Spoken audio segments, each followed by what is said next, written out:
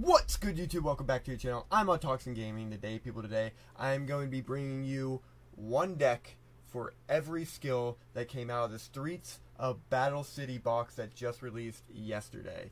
Now, it is Friday, the day after the release of it, and I am very excited for this set. I am colorfully surprised with how much I actually like this set and like deck building from this set, and so I wanted to make this video going over a bunch of decks. Just 20 different decks, all jam-packed in one video, and I'm super excited to bring it all out to you guys. So, a couple things about this. Number one, of course, all the skills that you see here will have a deck to it.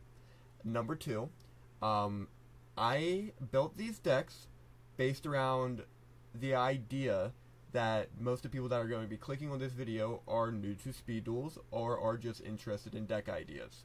So I based every deck in here off of having exactly 3 Streets of Battle City boxes. So I'm not using anything from the Duels of Shadows, I'm not using anything from the GX box or the Midterm Paradox box. This is just 3 of the Streets of Battle City boxes for each deck. So if you're a brand new player, you just bought 3 of those decks, this is the video for you. If you're not a brand new player and you're looking for a cool deck to play and a unique idea that you likely haven't seen yet, or you have seen but haven't seen this twist of it, then heck yeah, this is also a video for you as well. And if you're excited for more Speed Duel content to come to the channel, make sure you subscribe, that way you can see more. Big shout out to Tensei Patu YGO for making the skills you see here. These are all in the Speed Duel League Discord. If you're not a part of it, I highly recommend joining it. But without further ado, we're going to jump right into this. So we're going to be going in alphabetical order, and the first deck we're going to be going over is a Battlefield Ocean. This is an Umi based deck, and the first part of the skill, which is not as important to the build I have created here, is a part of the skill that says non-effect water monster you control are unaffected by non-water monster effects. We do not play any normal monsters in this build. We're actually playing this for the second part of the effect that says once per turn you can add a water monster from your graveyard to your hand, but for the rest of this turn you cannot activate cards or effects until you normal summon that monster or a card with its name. So why is this good in this deck? Well, for one, we play 2 Legendary Fisherman cards.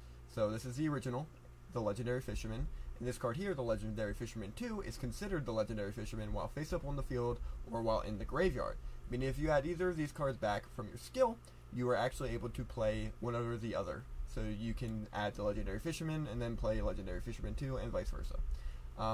And so you're probably sitting here wondering, how are we going to be able to summon these cards? And it's quite easy. A Legendary Ocean, Gaia reprinted this set from the Midterm Paradox box, and it reduces the level of your Legendary Fishermen in your hand by 1, making them both level 4, so you can normal summon them without tributing.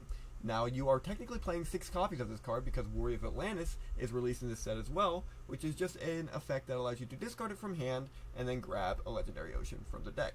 So you're essentially playing 6 copies of the card. Not only that, but he's actually a decently statted monster, 1900 on his own, and if you have the Ocean face up on the field, he's also 2100. The card we're pairing this with is actually Tornado Wall.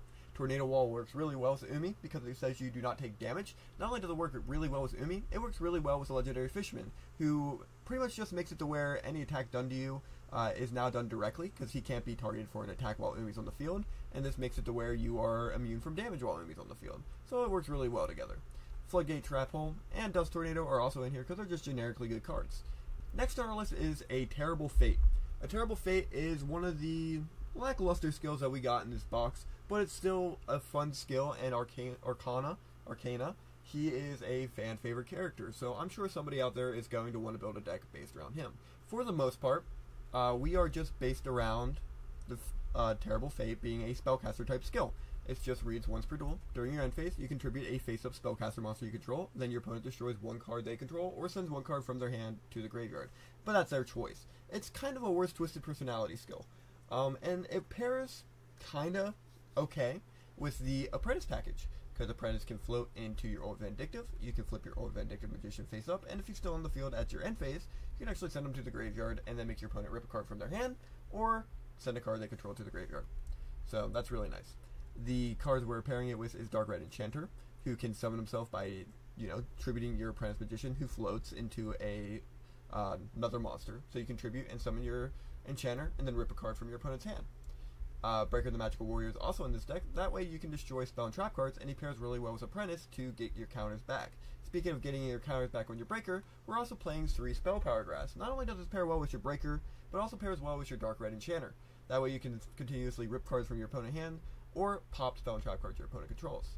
Hammer Shot is going to be one of them in this deck because this deck is not that strong attack-wise, so we want to make sure that we are getting rid of pesky attack monsters. Dark Renewal is going to be in this deck as well, because you can easily send your Old Vindictive to the graveyard, or your Apprentice Magician to the graveyard when your opponent normal or special summons a monster, being a weird type of spot removal, also probably one of the better traps in the entire box. And then you can summon your Breakers, or your Dark Red Enchanters, or even your little babies if you really want to. And then to finish off the hand loop part of it, the hand control part, a Forceful Checkpoint is being played at 3 in this list. So this just says when your opponent declares an attack, look at your opponent's hand, and then if there's a monster card, negate the attack and discard 1 monster from their hand. Works really well with your Dark Red Enchanter.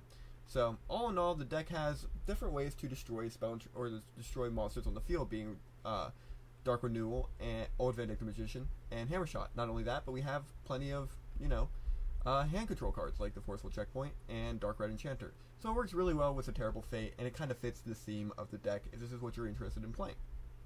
Third on our list is Battle City Siren.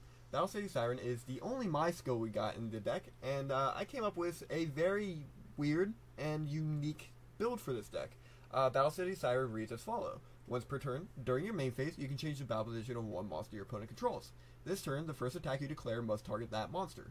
So you can only use the skill twice per duel. So it's like a really interesting, generic skill that just changes the battle position of a monster, and that can become really helpful, especially in the type of deck that we created here.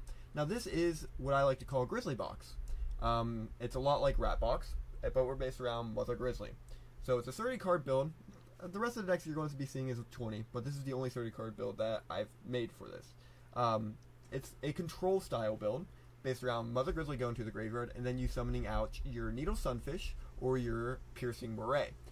Piercing Moray is a piercer that gains 600 attack points by tributing a fish, sea serpent, or aqua type monster, being your Needle Sunfish, your Fly Fangs, and also another Piercing Moray if you absolutely need to, and he does piercing damage. Meaning if you switch your opponent's monster to defense position, you're actually able to do the piercing damage with the Moray. Needle Sunfish is also in here as well, because if Needle Sunfish is sent to the graveyard, even by card effect, you can make a monster your opponent control lose 500 attack points. Then using your skill, switching a monster from defense position to attack position, and then you are able to easily climb them. Fly Fang is in here as well, just to have that card to do an extra bit of piercing if you absolutely need to, but he's really just in here to be a extra fish card in the deck. He does have this unique ability that's kind of like a wind-up rabbit effect, or a, I guess, what's a good one? A Time Thief Redoer? I think that's his name. So he's able to actually banish himself until your next standby phase whenever he does battle damage to your opponent. So that's really cool. It's kind of bad in a way, but also we want to have this piercer in here, and we're just making it work. The reason why we're playing so many fish in this deck, though, is because of Fish Depth's Charge. This is a really powerful trap card that is also spot removal that came out in this set. So you just tribute a fish monster, being one of the 3 we have mentioned prior, and then target a card your opponent controls and destroy it. Then you get to replace the fish monster by drawing a card. So that in itself is very strong and kind of makes for the control aspect of the deck. So we're also on the anti-magic arrows because it's good for whenever you do want to get aggressive. We're on creature swaps to creature swap our Mother Grizzlies and our Needle Sunfish to the graveyard. Or yeah, the creature swap these cards to your opponent's side of the field and then send them to the graveyard by battle to either float or make a monster your opponent control lose 500 attack points. Hammer Shot to get rid of pesky attack point monsters that are too big for us. Surface to recur a monster to our field, like Needle Sunfish, to send to the graveyard with Moray to make him stronger, and then make a monster your opponent control lose attack. Then Dust Tornado to clear spell and trap cards. Fish Depth's Charge is the main card of our deck, and then we are playing Wall of Disruption as our 3 of the deck, and Widespread Ruin, because our monsters are small, so we want to make sure that we have the battle traps to back them up. The next deck on our list is Collector. This deck here, or this skill here, was a little bit hard to deck build around because it's so weird and so generic. Again, it's one of those skills that I don't see a lot of people looking at and being like, I want to build a deck around this, and that's completely fine. This is the deck that I built for it, though. It's just a collector deck. It's just a bunch of the best cards, in my opinion, that came to the box, all put together in one deck. And yeah, it's a lot better than the deck they gave us for the Rare Hunter himself. But yeah, going over the deck itself, we are looking at 3 Gearfried the Red Eyes Iron Knight, who pairs really well with Blastwitch Chain. Blastwitch Chain, when equipped to Gearfried, Gearfried's effect can proc, destroying a spell or trap card your opponent controls by sending this to the graveyard. Then Blastwitch Chain will activate, destroying a monster card on the field. Or a card on the field, not just a monster card. So not only can you blow up a spell or trap card, you can blow up any card you want, really. Kaiku's in here as well. Kaiku's just a really strong monster to have in the deck, and one of the better monsters and reprints that we got in this set. Breaker is going to be a 1-of in the deck from the 3-of list, because we were playing multiple cards that are at 3 in the list. And he's just really good, and you're going to be seeing him in a lot of the lists you see today. Speaking of a card you're going to be seeing a lot of today, Reactor Slime. Reactor Slime is in here because of its ability to summon 2 tokens, and then tribute itself as a quick effect during the battle phase to bring out the Metal Reflect Slime. This card here pairs really well with Token Sunday. Token Sunday is a really strong card that can send both of your tokens to the graveyard and then destroy 2 cards on the field because you sent 2 tokens. It's very neat, and I like it a lot paired with this card. Hammershot again is making a appearance in the deck, as well as Book of Moon. Both of these cards are just generically strong spell cards. We have Metal Reflect Slime because of the Reactor Slime, 2 Widespread Ruin, and 1 Wall of Disruption to finish off this 3-of. Heart of a Warrior is the next deck we're going to be going over, and it is a fan favorite card that we're going to probably be seeing a lot of this format. If you want to try this deck, I recommend trying this build out. Sinister Serpent is in the deck because it is a free cost for the Pitch of the Discard. If you guys don't know what this skill does, sorry to skip over it. It has the ability that you can discard 1 card from your hand and special summon a level 5 or lower non-effect fusion warrior monster from your extra deck, but you can't normal summon or set this turn. So you usually bring out Giltia or possibly Flame Swordsman, but 9 chances out of 10 that 50 attack points is actually coming up this format because of the Gearfried the Iron Knight deck that people are running around with. So Giltia the D-Knight is usually the target you're going for. So the card you're usually sending off this is Sinister Serpent or Summon Skull. So both of these cards are really good in this deck because Sinister Serpent can reoccur itself, and Summon Skull pairs really well with Birthright. Birthright is a Call of the Haunted for normal monsters. So being able to ditch it off the skill, and then summon your Giltia to the field, and then Birthright it back, because you can still special summon this turn, is really strong because you get an 1850 attack point monster and a 2500 attack point monster. You can also get these guys to the graveyard without having to discard them with cards like Foolish Burial. Foolish Burial is literally just in here to send Summon Skull to the graveyard, and if you need to, Sinister Serpent as well. Again, we're seeing another Hammershot in here, and we're actually going to be playing Mage Power. This is another reprint that we saw in this set, and it's just to make our little baby monsters that are 1850 and 1800 attack points just a little bit stronger, and since we play so many spell and trap cards, it just makes sense to see it in here as well. Dust Tornado is in here for spell and trap removal, and again we are seeing the Wall of Disruption at 3 and the Widespread Ruin at 3. That way we have the battle traps to protect our monsters. Insect Infestation is the next card on our list, the next skill. And this skill was really hard to deck build around, so I actually based my build off of a similar build to Tensei Patu. His list I thought was really cool. It played Exile Force in it, and yeah, I thought the deck itself looked really fun, and I felt like a player that's still just getting into the game could play a very similar build to it, and this is what I came up with. The skill itself reads as follows. Parasites on the field cannot be tributed. If all monsters on the field are insect monsters, level 7 or higher insect monsters you control can attack directly. Once per duel, you can discard 1 card, then place 1 Parasite from your graveyard to the top of your opponent's deck face up. Treat it as if it was added there to the deck by this effect. Now this is good because Parasite can go to the deck, and then what it does is that it comes to your opponent's field, inflicts 1000 points of burn damage to your opponent, and then turns all their monsters into insect monsters. That's just a really strong effect in general, right? It's just here to burn. And that's about it. The other cards that we're playing is Parasite Paranoid, which is at 2 of on the ban list. This card can quick effect attach itself to a monster on the field, and then has the ability that the equipped monster becomes an insect monster. It cannot declare an attack on insect monsters. Also, its effect that activates by targeting insect monsters are negated. And then the part that we really like about this effect is this second effect here that says you can only use the effect of if this equipped card is sent to the graveyard, you can special summon 1 level 7 or higher insect monster from your hand, ignoring its summoning condition. So the card we're summoning here is Metal Armored Bug, which is a 2800 attack point monster. So Parasite here works really well with the Gearfried we mentioned earlier because you can equip it to the Gearfried, blow it up, destroy a spell or trap card on the field, and then summon your Heavy Armored Bug from your hand. Again, we are also going to be on the Blasphemous Chain because it pairs really well with this card. Being able to destroy any card on the field along with a Spell Trap card, it just works really well. Howling Insect is in here as well. Howling Insect is here just so you can float into your Parasite. So Parasite can be summoned off your skill from the graveyard, so getting into the graveyard as fast as possible is really nice. Howling Insect kind of just does that for you. Birthright works really well whenever you lose a heavy or a Metal Armored Bug, but there's no real way to be sending him to the graveyard, so we just have it here in case he does die. And then Night Beam is at 3 in the deck as well. It's just a really strong spell card that came in the set, so I definitely want to be putting it at least in one of the decks, and this is the deck I decided to put it in. The next deck is Intel from the Cosmos, a Jinzo deck. Now Jinzo suffers from being at 1 on the list, so both of the skills that came for Esperoba in this deck, they kind of fall flat because of the fact that you can only play one singular Jinzo. But we made do with what we had. Jinzo, or the skill itself, says your opponent must reveal all cards they draw during their draw phase. And that pairs really well with a bunch of different cards in this set. Number 1 being Cosmos Channeling.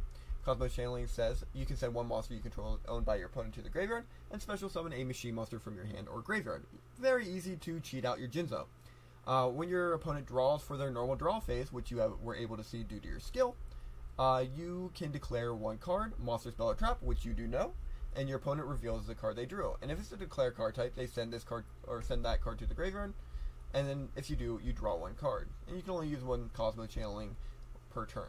So it's just a really cool way to be able to draw one, know what your opponent's doing, and all that. It also pairs really well with Mind Crush, being that you know every card that your opponent is drawing, you're actually able to call the card that they drew for turn, send it to the graveyard, and yeah, it's just a really nice hand rip.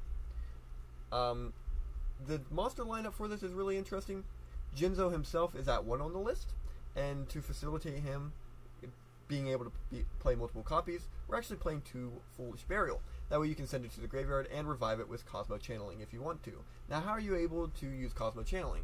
Creature Swap here is a really nice card, and you're actually going to be creature swapping your Jinzo Returners or your Twin Barrel Dragon. Twin Barrel Dragon has a unique effect that says when he's summoned, you can toss 2 coins, and if you do, and get 2 heads, you can destroy 1 card on the field. And then that's really good because you can summon it off of your Cosmos Channeling and then potentially get another pop. Blowback Dragon is a very similar card to that because you once per turn toss 3 coins, and if you get 2 heads, you get to blow up a card on the field. And the cool thing about it is that you can actually cheat out with a card like Psychic Shockwave. Shockwave activates when your opponent activates a trap card. You discard a spell trap card from your hand, and if you do, you special summon a Blowback Dragon or a Jinzo from your deck. So all in all, this deck is just a fun version to play if you're really into trying to play Jinzo. Next on our list is probably one of the fan favorite decks that came in this box. Again, we're not going to be playing it in the way that you're going to be seeing a lot of the more pro players playing this deck because we're only playing 3 of the Streets of Battle City, but this is, in my opinion, a fun and good deck for you to pick up to try out the deck. Iron Grit turns your Gearfried the Iron Knight into a Towers. It makes it to where he is unaffected by card effects, so it makes it really hard for your opponent to out him unless it's by specifically battle. So that itself is really strong. Again, we are pairing him with Blastwitch Chain, being able to, due to Gearfried's effect, automatically destroy Blastwitch Chain and then pop a card your opponent controls. It's a really nice 1-for-1. We are pairing Gearfried with 2 very strong warrior monsters, being Command Knight and Marauding Captain. Command Knight creates a command lock by having 2 Command Knights on the field because your opponent must attack the Gearfried the Iron Knight, and then if you have 2 Command Knights, they can't attack either or. Same with Marauding Captain. Marauding Captain has a special ability when he's summoned to bring out another Marauding Captain, and again, lock your opponent from being able to attack you. This is also really good with specifically Gearfried the Iron Knight, because they are unable to attack the Gearfried the Iron Knight, and now Marauding Captains are protecting your entire field. United We Stand is just another card to play because we are playing a locked deck. If you want to play multiple copies, you definitely can, but I am just on the one of. And if you're looking for any of these warrior monsters, Reinforcements of the Army is always here to back you up, but he is at 1 on our list. And again, we are seeing these 3 Widespread Ruin, and the 3 of, for the list being the Wall of Disruption. Kyber Corp Research is another one of those decks that I found to be really hard to deck build around. So because it's so similar, in my personal opinion, to the Digging for Gold deck, I wanted to make a burn variant for anybody who wanted to try a burn deck for their first time joining into that are joining into the format. And this is the best that I felt I could come up with for a burn style deck. If you don't know, Kaiba Corp Research reads as, once per duel, you shuffle a monster from your graveyard into the main deck and send one card from your hand to the graveyard, but during your next draw phase you can actually draw 2 cards instead of 1. This will help you get to the cards to burn out your opponent a little bit faster. So the burn cards that we have, and quote-unquote burn, is monsters that attack directly, such as Gear Golem, the Moving Fortress, which for a measly pay of 800 life points can attack your opponent directly, and then Jinzo Returner, being able to attack your opponent directly for 600 attack points. It adds up in the end, especially when you pair them with cards like United We Stand and Mage Power. You can change these out for any cards you want, and also play the Sword of Poison that comes in the set as well if you want to try that card as well. But these are the ones that I chose for the deck. We also have Kunai Wish Chain because it can protect the monsters and also give them a small boost, so they can end up attacking for big damage directly. It's really nice. Floodgate Trap Hole is here to set monsters face down to the field, and you know, that kind of lets you control the game a little bit better and deal damage directly. Reflect Bounder is arguably one of the better burn cards we got in this set, being that it can, whenever your opponent declares an attack on it, blow itself up and deal damage to your opponent equal to the monster attacking its attack points, kind of like a magic cylinder. And then the last card we are playing, which is kind of arguably one of the worst cards we're playing in the deck, is Roulette Spider. Now Roulette Spider has 5 or 6 different effects because it's all based around rolling a dice. The first effect says half your life points, and this is the worst part of the effect. But you also have 5 other effects that are semi-decent to very good.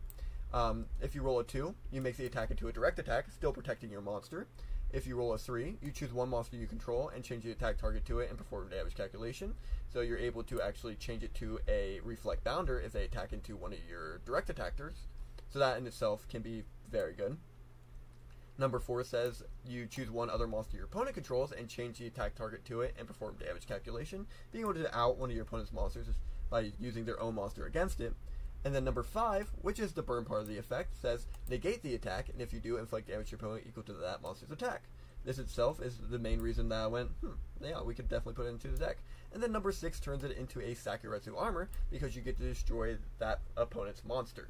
So, just, 5 different effects that can come up, and then one that's just genuinely bad.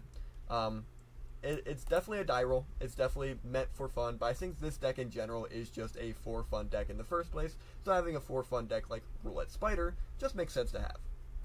Malicious Motivation was another one of those skills that it's very generic, so it's very hard to build a deck around, and so the thought process I had when building this deck was, well, it's based around destroying cards, so why not make the entire deck based around destroying monster cards?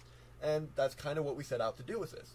So again, we are on the Gearfrieds 5 this time with the Blast with Chain, and then we're also on the Red Eyes Baby Dragon. Baby Dragon has a type of recruiter effect that says when it's destroyed by battle and sent to graveyard, you can special summon one level 7 or lower Red Eyes monster from your deck and equip this card from your graveyard to it. So you're able to not only bring out your Gearfried the Red Eyes Iron Knight, but also your Red Eyes Black Dragon, which becomes kind of your boss monster for this deck, turning them into a 2700 attack point monster. It also has an ability that doesn't really matter with this deck too much that allows you to get a level 1 dragon monster from your graveyard.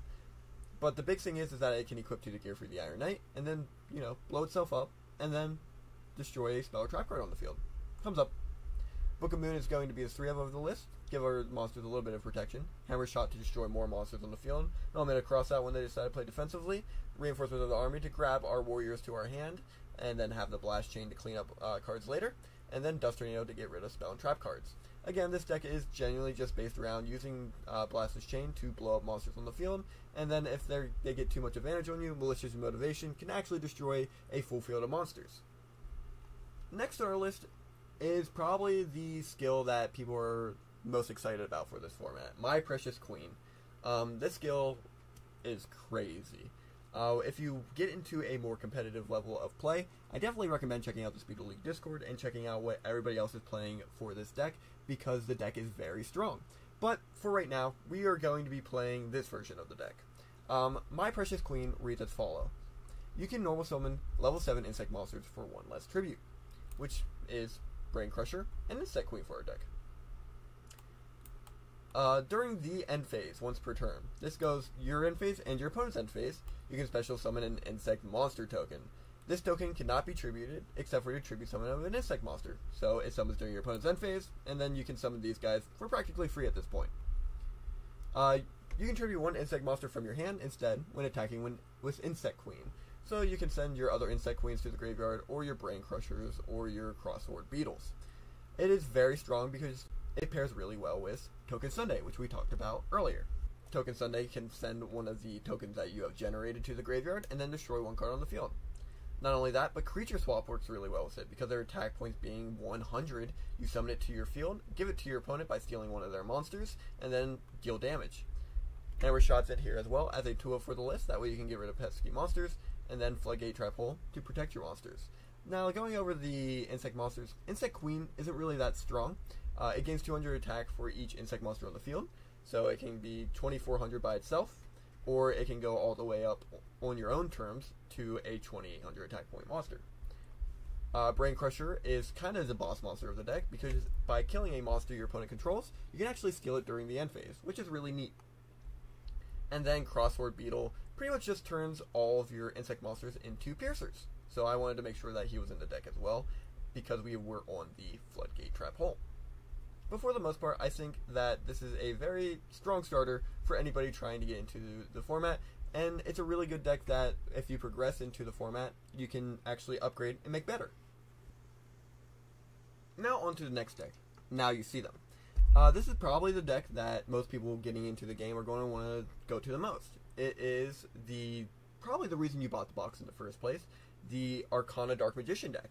The skill reads as follow. Once per duel, if you have 2 or more Dark Magicians in your hand, reveal your hand and place any number of Dark Magicians from your hand to the bottom of the deck. Then draw cards based on how many cards you placed. If you put 1, you draw 1. If you put 2, you draw 3. If you put 3, you draw 5, which is incredible.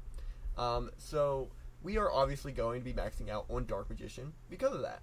And if you're building this deck and only bought 1 box, lucky you, because not only do you get 1 secret rare guaranteed, but you get 2 commons guaranteed. So you can play this at the max capacity if you absolutely wanted to. For 3 of the list, we're actually going to be on Breaker the Magical Warrior. This card is, again, another staple in most of the spellcaster decks that we see. So he's just a 1900 beater that destroys spell and trap cards. It's really nice. Legion the Fiend Jester got a reprint in this set from his debut all the way back at the beginning of Speed Duels.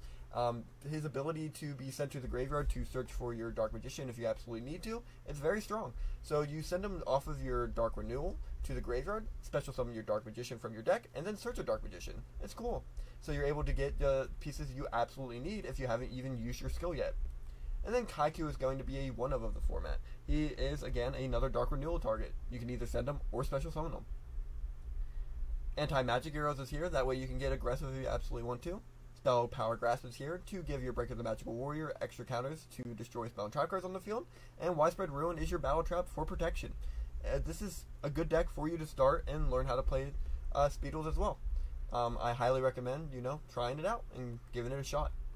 Going back into the weird generic skills, we are playing Premature Material, which is a lot like Premature Burial, but instead of paying 800 life points to target a monster in your graveyard of any sort, it has to be a normal monster from your graveyard, and it has to be one of a fusion monster revealed. The one we chose is Humanoid Wormdrake.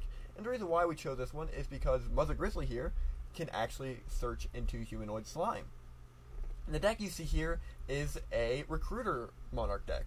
Being able to use your Howling Insects to float into Howling Insect, to float into Howling Insect, to tribute it later for one of your 3 monarchs, being the Blowback Dragon, the Jinzo, or the Free the Matchless General. Mother Grizzly, on the other hand, floats into the Humanoid Slime, which can also be sent off of Foolish Burial. In the end, being able to be Monster Reborn off of your Premature Material to be tributed later for one of your monarchs, or, because its attack and defense becomes 0, be creature swapped to your opponent in attack position to tribute your opponent's monster, and then attack into a 0 attack point monster. Again, we are looking at Wall of Disruption and Widespread Ruins being what finishes out the deck here. Speaking of Humanoid Wormdrake, our next skill is Slimy Disposition. This is a skill directly based around Wormdrake. It has the ability that once per turn, you can special summon a Humanoid Slime or Wormdrake from your graveyard attack position, but it cannot be tributed unless you're summoning a Divine Beast monster. We are not playing Slifer in this deck, so we are not worried about that part of the skill. We do want to special summon it though. The other part of the skill says once per turn, you can discard 1 card, then fusion summon 1 Humanoid Wormdrake using either Worm Drake or Humanoid Slime from your field as a fusion material and the other material from your deck, which makes the deck, or makes the skill very consistent and able to bring this card out as a type of boss monster for the deck. So, obviously, again, we are on the Mother Grizzly to float into the Humanoid Slime if we absolutely needed to. But for the most part, it is being Foolish Burial to the graveyard, either of these two materials, and then Monster Reborn from the graveyard to, essentially just fusion summon into the Humanoid Worm Drake for absolutely free. You do have to discard, though. You are pairing the Humanoid Worm Drake itself with Fusion Weapon to give it an additional 1,500 attack points, playing Birthright here to bring back your Worm Drake for a 1,400 attack point beater, and then Wall of Disruption because you are technically playing a bunch of baby monsters. You'd want to be able to shrink your opponent's monsters down and, climb some of the bigger threats in the format.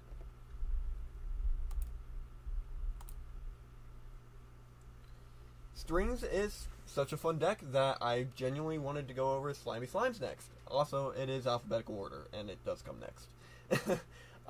One of the things that this skill does is that once per turn, you can make a Jam Breeding Machine into a non-chainable MST. So what I mean by that, it says once per turn during your main phase, you can destroy a Jam Breeding Machine you control and one spell or trap card your opponent controls. So by summoning or activating the Jam Breeding Machine, you then go and activate your skill, send it to the graveyard, pop any spell or trap card on the field, and your opponent cannot respond because it is a skill effect doing this, not a card effect. So that in itself is really strong and one of the biggest reasons why I like this skill.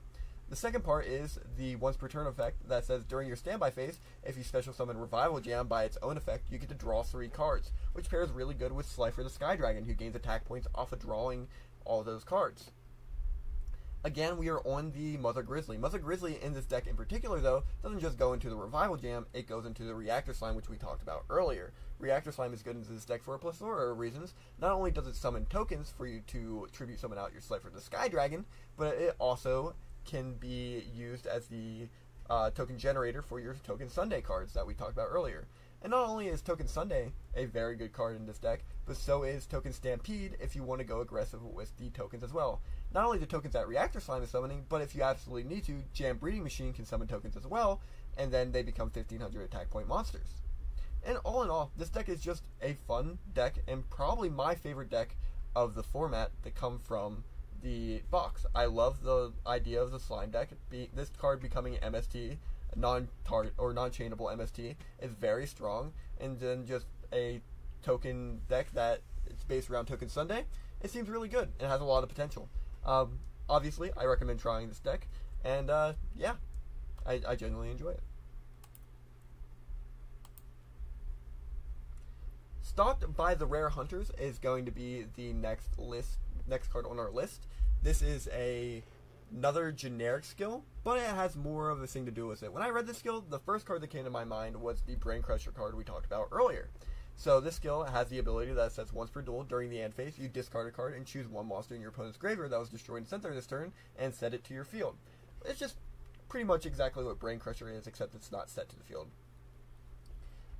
So this card works really well in this deck in particular because we are playing the Insect DNA Surgery deck. It is based around turning all monsters on the field into insect monsters, blowing them all up with Eradicator Aerosol, discarding a card from your hand due to your skill, and then stealing the monster on the field that you wanted. It also pairs really well with the Insect Barrier card. This card here is very strong because you are actually able to activate it and completely protect your deck if you absolutely want to. But if not, we are also still on the Howling Insect. Howling Insect can go into multiple cards in your deck. The one you're usually going into is Pinch Hopper to cheat out your Brain Crusher, or your Reversible Beetle. This is the first time we're seeing this card in this deck, or in any of the decks, but it's actually really strong. It has a flip effect that says any card in its column is shuffled back into the deck with this card as well. And then it also has an ability that says if this card is normal or special summon, changes this card and any monster in its column the face down defense position. So if your opponent destroys a Howling Insect, you can actually summon Reversible Beetle to a zone of a monster that has not attacked yet, and you can actually Book of Moon that monster so it can't declare an attack that turn, which can be very strong if you absolutely need it to be. Parasite Paranoid is also in this deck because not only are you able to use it to cheat out your Brain Crusher, but it works really well to turn a monster that you need out off the field into an insect and then Eradicator Aerosol it. And then lastly, we have the Wall of Disruption filling out our 3 of the list.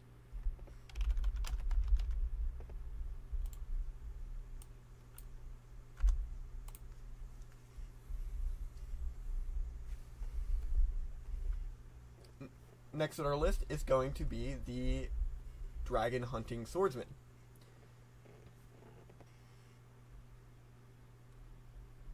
Next on our list is going to be the Dragon Hunting Swordsman skill. This is a skill that works really well with Buster Blader and Dark Paladin. Once per duel, you can discard one card, then fusion summon one fusion monster that mentions Buster Blader using monsters from your hand or field as material. While the only monster you control is Buster Blader or a fusion monster that mentions it, monsters in your opponent's graveyard become dragons. So it turns this card here and this card here into its own personal boss monster. For the most part, this deck is just based around using Dark Renewal to get into your Dark Magician, since Renewal can also get Dark Magician from your graveyard. And then, again, using your Breaker the Magical Warrior to pop cards because it's a Dark Monster you like. Kaiku's the other Dark Monster we like. And then we're trying out Chao Se, the Ghost Stopper, in this deck as well. Allure Darkness, that way we can get to our Buster Bladers a little bit faster. That's going to be our 2 of. A Destruction Swordsman Fusion, that way whenever we use our skill for the one time, we still have a way to summon out our Dark Paladin if we need to. And then Widespread Ruin, and Pitch Black Power Stone being the last card in the deck. That way we can continuously put it onto Break the Magical Warrior if we want to. All in all, this deck here is, in my opinion, probably one of the worst decks on the list. But if you are a Dark Paladin fan, you can definitely check it out and make your own changes to it as you see fit. This is just what I felt like I wanted to build for it. Next on our list is the Machine Menace. Now this deck, again, we're playing Jinzo as our 1 of in it. And it's just, again, it hinders the deck a lot. And so we wanted to do the best we could with this hindrance. And not only that, we have to find a way to give our opponent a trap card on the field. So the way that I thought was using the reactive lines we talked about earlier. Again, summoning tokens for Token Sunday, but also to bring out Metal Reflect Slime to the field. And then creature swapping the Metal Reflect Slime to the opponent's field. And then special summoning the Jinzo that we got to our graveyard through Foolish Burial. If Jinzo does make it back to the graveyard, we have our Jinzo returners here. That way we can recur it back to the field if we absolutely need to. And then Dr. Frankenderp here is actually here to make the deck a little bit more consistent, and also because we actually have to tribute it for the skill.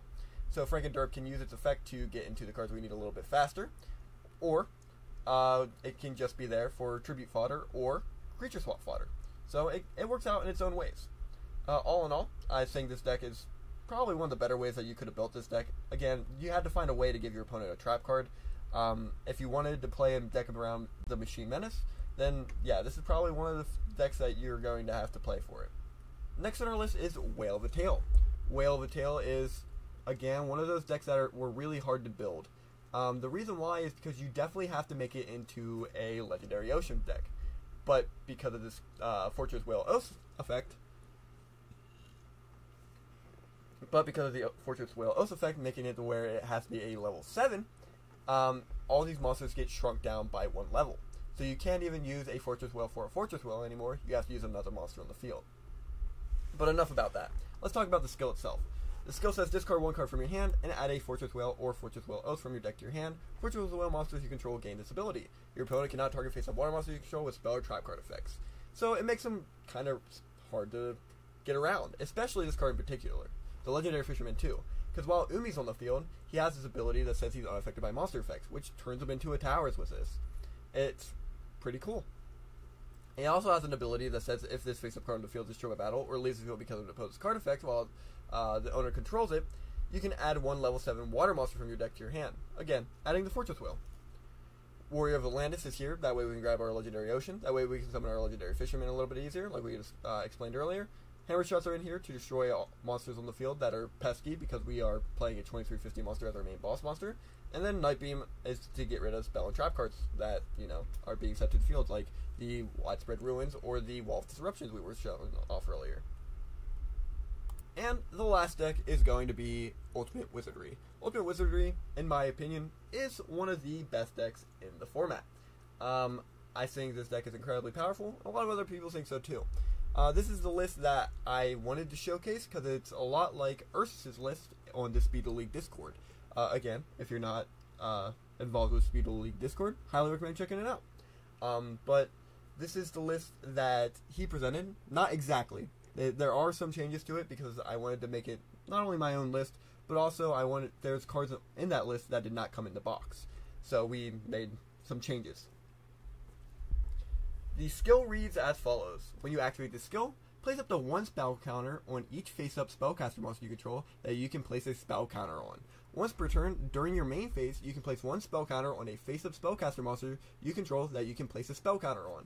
So you, on activation, can give Breaker another counter after he's popped a spell or trap card, and then pop another spell and trap card, and then use the skill again for the second time, and give him another counter, and pop 3 spell and trap cards, making Breaker the Magical Warrior into a Harpy's Feather Duster, which is the reason why everybody likes this skill. That's a really strong effect, being able to Harpy's Feather Duster your opponent's field. The other thing it does really well with is Blast Magician, because you are able to give 2 counters onto Blast Magician. You can destroy any monster on the field with 1400 attack points. But if you pair it with, say, Spell Power Grasp, you're actually able to put 2 more counters onto it, being any monster that is 2800 or less attack points, which is really good. The other card we're playing in the deck is Skilled Red Magician, which, as you can see, we're not playing any Archfiends, but we're genuinely just playing it for this last effect here. That says you can banish this card from your graveyard, target one card you control that you can place a spell counter on, and place another spell counter on it. So, after you've used up both of these effects in the same turn, later on down the line, you can actually banish this card from your graveyard to give Breaker another counter, pop another spell trap card, use the skill again, give Breaker another counter, and pop another spell trap card. Same with Blast Magician. And then the other card in the deck being Magical Marionette, which removes 2 spell counters from it to target a monster on the field and destroy it. And it also gains 200 attack for each spell counter on it, which is really good. Also, there's no max for this guy, so that helps out as well. We are playing one of 2 ofs on the list. So we're playing Allure of Darkness at 1, and we're also playing Foolish Burial at 1. Allure of Darkness, that way we can have more consistency with the deck, and Foolish Burial, that way we can send our Skilled Red Magicians to the graveyard. Graceful Dice is in this deck for one reason only. We don't have Shrink in this set. And yeah, that's kind of where we draw the line. You can pretty much replace this for any card you really want to. Widespread Ruin would be a good card as well to play in this as well, but I really did want to play Graceful Dice into it because I just genuinely like this card and I wanted to throw him into one deck, and I felt like it would be funny to throw it into the best deck. Hammer Shot is in here as well because we don't have Offerings to the Doomed, and then we are still on this 3 Dark Renewal because it's just a strong trap card and probably one of the best trap cards we got in the entire set. If you guys enjoy this type of content, make sure you leave a like on this video, and make sure you subscribe to see more. If you are excited for the format to evolve, then, you know, leave a comment in the comment section down below. If there's any deck in here you like, or any deck in here you think that could have been made better, let me know in the comment section down below. I love to have a conversation, love to have debates, and I love just talking about speed duels in general. New faces, new subscribers, new people. That's all this video was meant for. It's just to encourage new players to deck build, encouraging new players to use the little bit that they have and try to play with their friends. So, again, if you guys enjoy this type of video, make sure you leave a like on this video, make sure you subscribe to see more, and I'll see you guys next time. Bye-bye!